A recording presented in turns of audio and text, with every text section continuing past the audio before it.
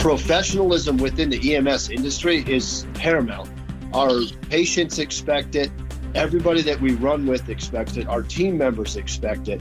We can't expect that we are going to be treated as professionals if we're unwilling to do the work and be professional in our actions and in the way that we conduct ourselves.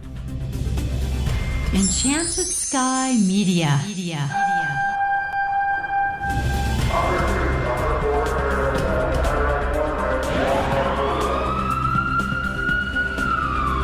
From the Federal Resources Studio, this is Code 3, the Firefighters podcast, hosted by award-winning journalist Scott Orr. Code 3 features interviews with leading members of the fire service, discussing firefighting strategy, tactics, and other topics you need to know more about. Now, here's Scott. That's right, and I will not let Parkinson's stop me. Thank you for joining me again here on Code 3. This is the show for and about firefighters. We're informing and entertaining members of the fire service, just like you, from coast to coast. Well, today's fire departments ask more of their members than they used to.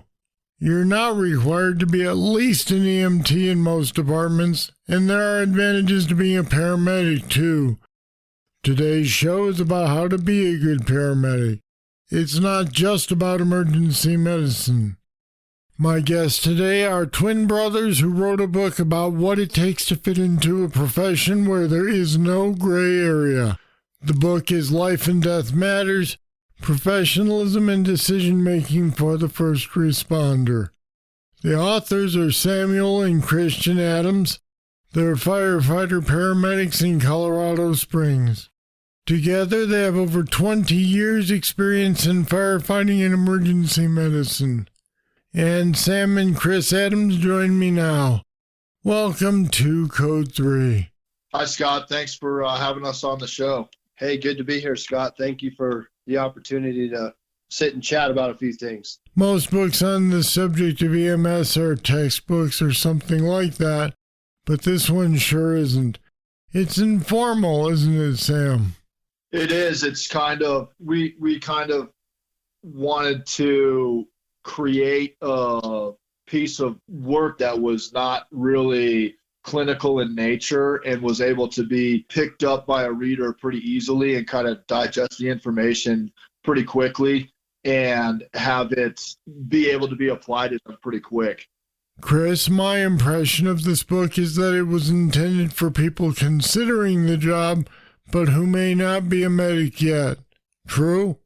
It certainly can be used for that as an intention, but I think this book is really unique. Like you were saying, it's sort of, there's nothing really on the market like it, because it can be used and incorporated in all levels of the first responder. It can be used for the EMT getting ready to go to paramedic school. It can be used for the firefighter or just the EMT in general. It's also really valuable for the EMT paramedic preceptor or even the first responder preceptor, whatever role they're playing. It's really a valuable book because it goes into integrating your personal character attributes with decision-making skills. And then so what happens is that it doesn't really matter what level of provider you are. It focuses on development of the person, development of the position that you're in. And so it's really valuable to anybody that's in the first responder role, whether or not you're thinking of going to paramedic school or not. How did this book come about? It really started with Sam and I coming together, and when we were precepting people, or we continually precept people, we have certain ways that we like to incorporate our practice and mentor others. So when we were talking about certain things that we like to do collectively, we started writing a few things down, and then it just sort of blossomed into this book and into this work. It really started out as sort of a note-taking venture, and then it really began to turn into something that was much more than that. And Sam, how does your experience as a preceptor influence what you say in this book? Well, I think that the biggest thing is that what I've realized through precepting is that we're really mentoring people and trying to build them up as more holy than just a clinical decision maker. Now, a lot of preceptors seem to take on a hard-ass role like they believe they're a drill instructor, but you believe a preceptor should be more like a mentor. Yeah, I really do. I think that kind of environment really doesn't bode well for the student. It doesn't really create an environment in which they're going to become really effective as a medic. And really what that does is it doesn't train them how to be a paramedic individually or a first responder individually. What it does is it trains them what you like and what you don't like. So it becomes much more mother may I medicine and what would so-and-so do in this situation rather than what is my decision-making process? How do I interpret information? How do I apply that information? How do I categorize and prioritize information in order to act decisively? And I think each person kind of has their own way of doing that. And if you take a hard line with people and say, hey, you got to do this, you got to do that, this is wrong, do it this way, this is the way I do it. What you're really teaching people is not medicine, and you're not teaching people how to run calls and act decisively in critical situations. You're teaching them what you would do. And so then as you go through the training with those people, they never really develop their own personal way of doing things, and they don't develop their own personal decision-making process and their own methodical approach to patient care. And they always revert back to what has been drilled into them by their preceptor. And I think that really the other thing with that is that what that tells me is that the preceptor isn't really confident in their own skills. I think that it shows a lack of humility that other people do things differently and they can come to the same conclusions and get and still provide the same high level standard of care to the patient. And I think that it shows that they're not flexible in their treatment plan and in their practice as a pre-hospital provider because they pigeonhole their student or whoever they're training into a corner into making them do it that way. And it's just not beneficial for the student at all. And the other thing with that also is that you as the instructor, you'll never learn anything. You're not open to new information yourself. So you're not going to grow. You're not going to develop. You're not going to learn how to do new things because the reality is that everybody can teach you something. And whether they're a veteran medic or a brand new paramedic, so everybody can teach you something and give you a new insight into what it is that you're doing. And so if you make people do things a certain way or you take a real hard line with people, it doesn't really develop them. And one of the other things I think is that what Chris and I try to do is to provide an environment where we're trying to mentor people rather than create a environment where people just have to answer questions about what a 12 lead looks like. And of course, we verify those things and make sure people do understand that because it's vitally important. But I think that as a first responder, you develop much more quickly if you take a more holistic approach towards mentoring people and developing them and developing their character, developing their decision-making so that they understand and then they can act more independently.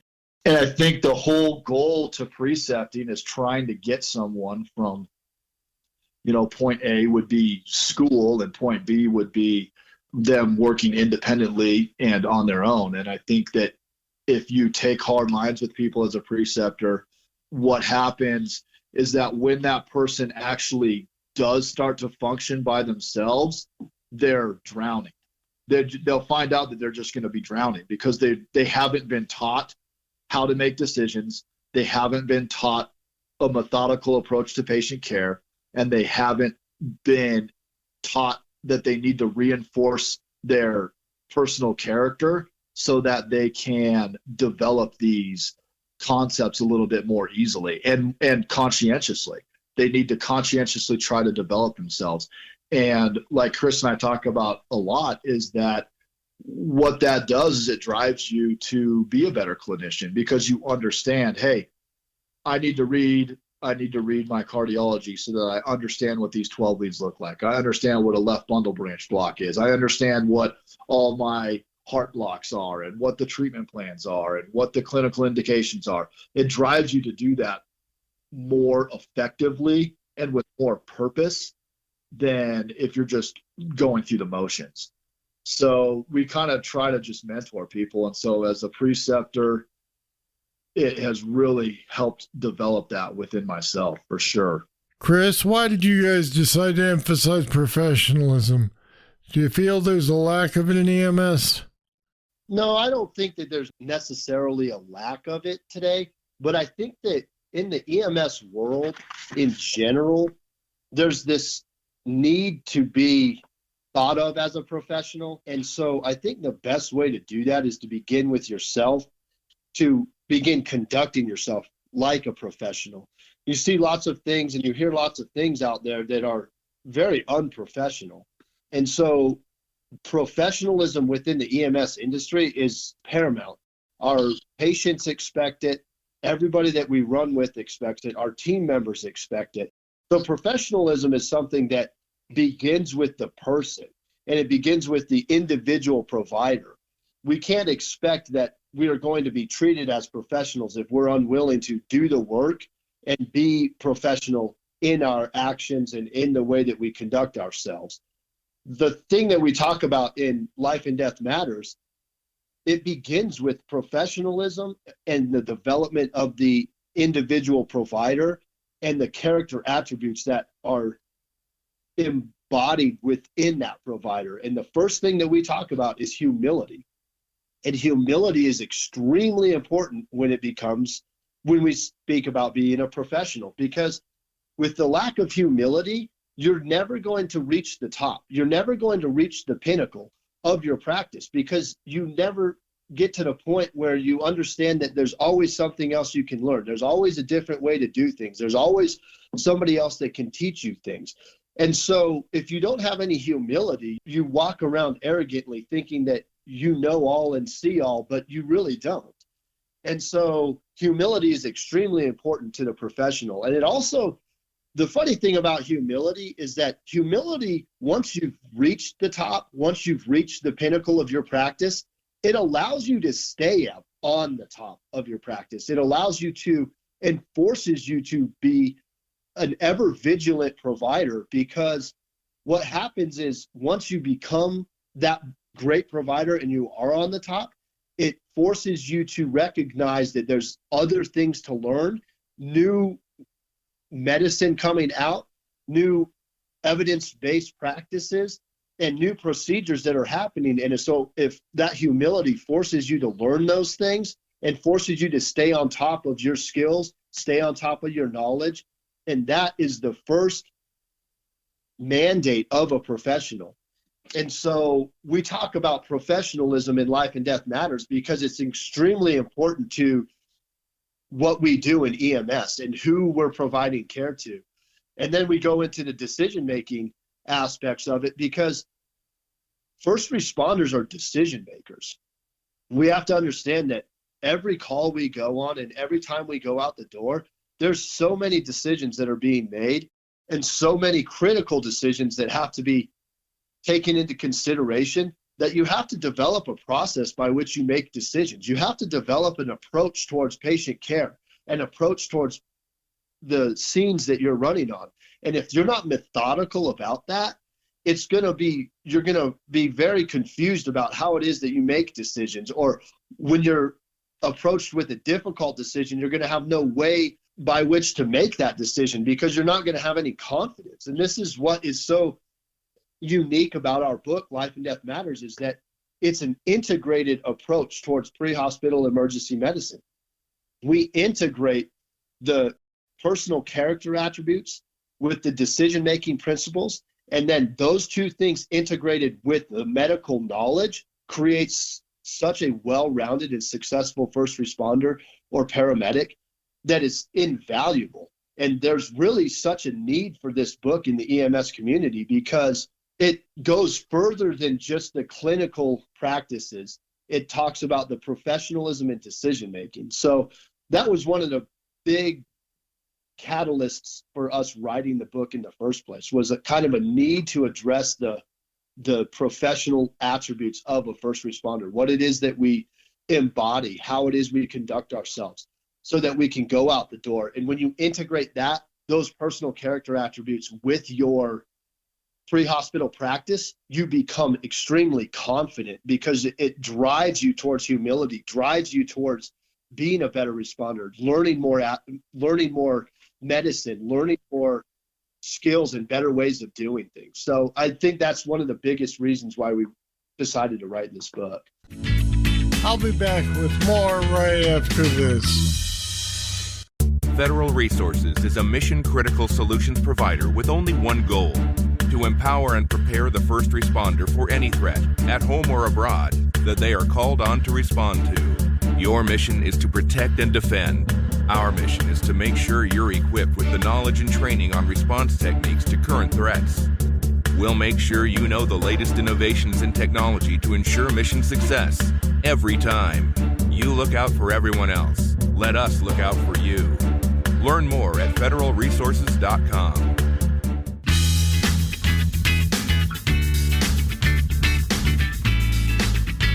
Speaking of decision-making, there's a chapter titled, "There is no gray." It includes this quote: "Everything you encounter in EMS as a paramedic is black and white. There is no gray, only indecision." And then you say looking at situations and believing that things are gray is really just an expression of indecision.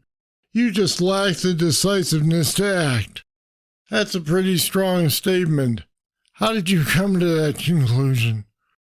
That's one thing that is kind of pervasive in EMS, really, is this idea that there's gray situations. And we've talked about this before, that we're not saying that there aren't difficult decisions that need to be made, but what we're saying is that you need to make a decision. You don't need to purposely convolute situations so that you are unaccountable for your actions. And what we're saying is that a perceived gray situation is really a demonstration of your lack of accountability. You don't really want to be accountable for what happens, so you're looking for the back door. You're looking for another way out. You're looking for somebody else to put the blame on. You're looking for somebody else to carry the liability. You're looking for somebody else to take on the action of deciding what to do with a specific person or patient. And that makes it gray to people that don't know what they're doing.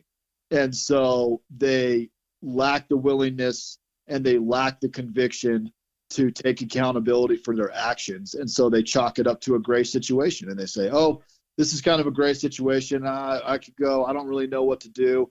These patients are always hard. And it just demonstrates that they're indecisive and that they lack the willingness to take accountability.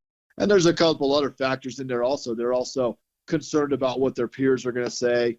That drives a lot of gray situations, is they're concerned about what their buddy back at the firehouse is going to say about it. And so they are unwilling to act because they don't want to make a wrong decision, instead of making a decision, owning it, and then moving forward. So that's really what we mean by there is no gray.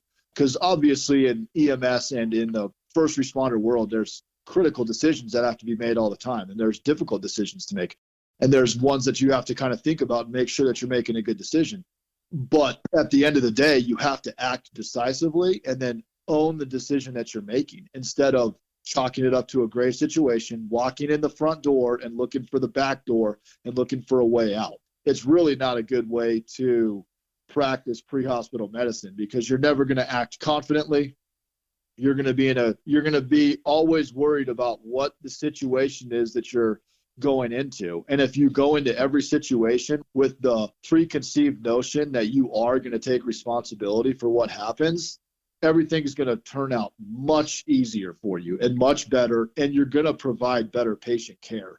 And that's the ultimate goal, is to provide better patient care for the communities that we serve. So I think that the chapter "There is no gray" is that's definitely my favorite chapter in the book.